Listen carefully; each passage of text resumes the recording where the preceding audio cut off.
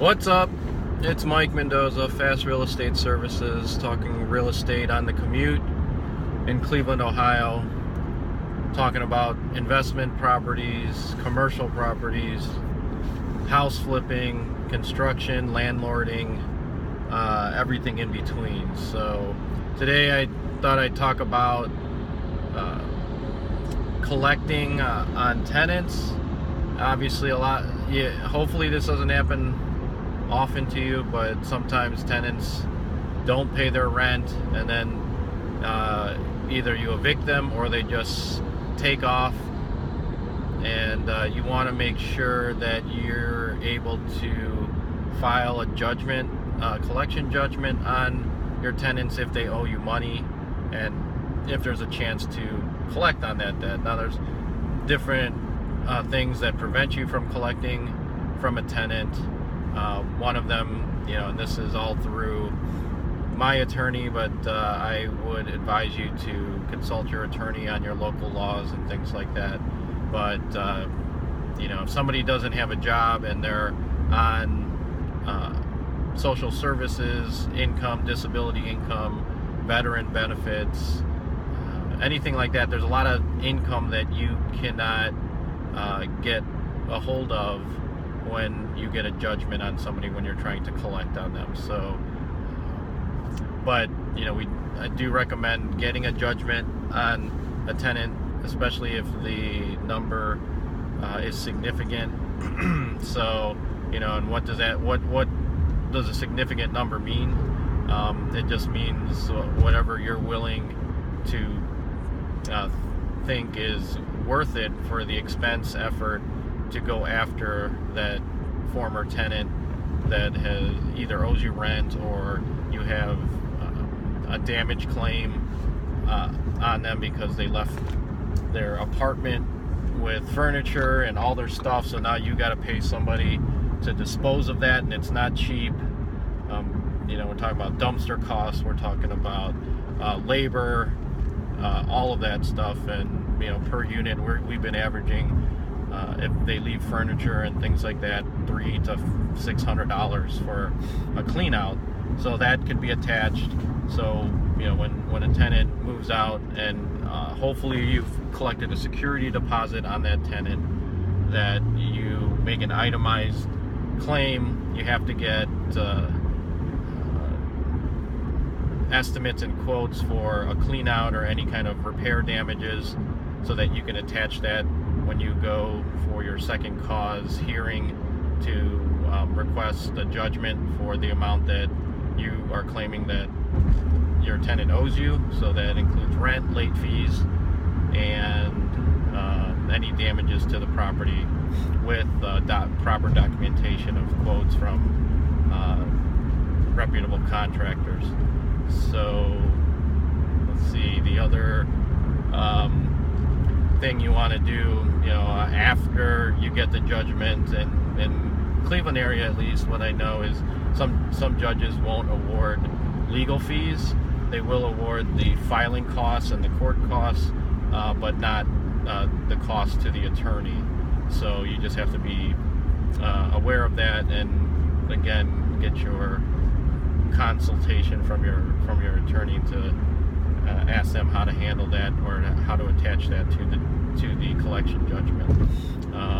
But once somebody has left, they usually don't leave you a forwarding address. They change their number, and there's different ways to find those people.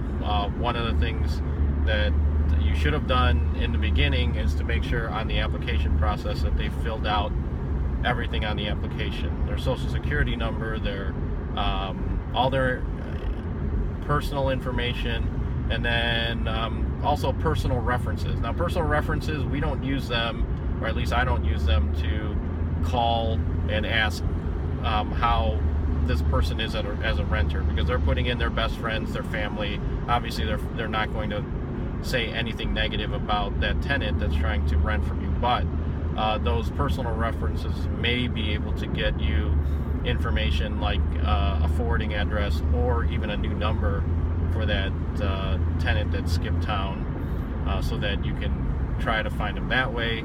And then, like I said, you can, there's different ways that you can use a collection attorney who has access to tools to try to find people. One thing that you can do directly as a landlord is to, when you can send a bill to the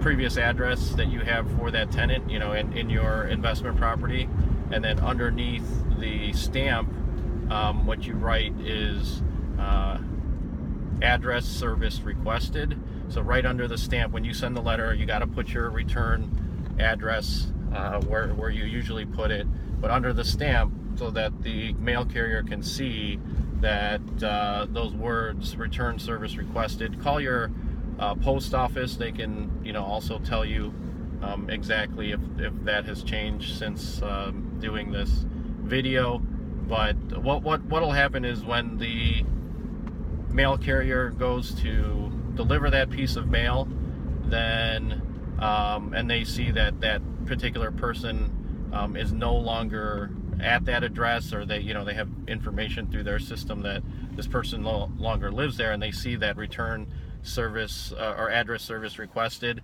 they will go back to their post office hub, do some research, find out if there is a return a new address or forwarding address for that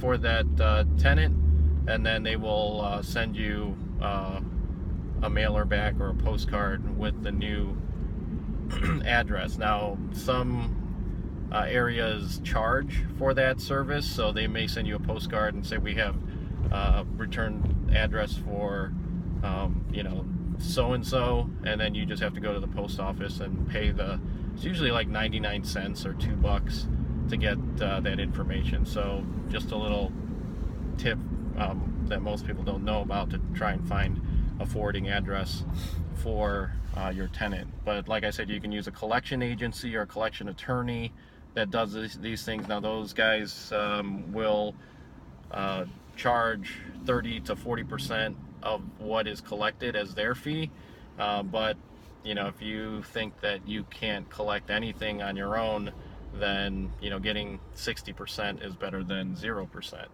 So so it's all about documentation, making sure that you get all this information from their application from the beginning, and then making sure you follow the proper procedures for documenting damages, and trying to collect on that tenant, and using a good collection attorney or agency. So that's it for today. I hope you have a good weekend. Today is Friday, the September 22nd. Can't believe it's almost October now, and then we're going to be going into the Thanksgiving season and Christmas. So just